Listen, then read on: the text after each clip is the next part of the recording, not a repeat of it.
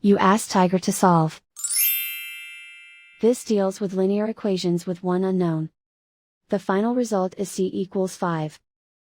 Let's solve it step by step. Simplify the expression. Expand the parentheses. Multiply the coefficients. Simplify the arithmetic. Group like terms. Combine like terms. Group all c terms on the left side of the equation. Add 2c to both sides. Group like terms. Simplify the arithmetic.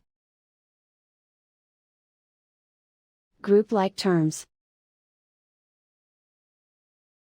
Simplify the arithmetic. Group all constants on the right side of the equation. Add 10 to both sides. Simplify the arithmetic.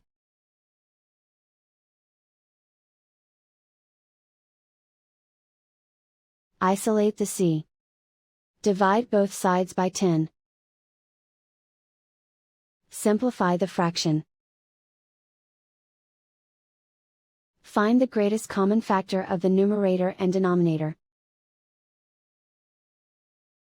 Factor out and cancel the greatest common factor. And so the final result is c equals 5.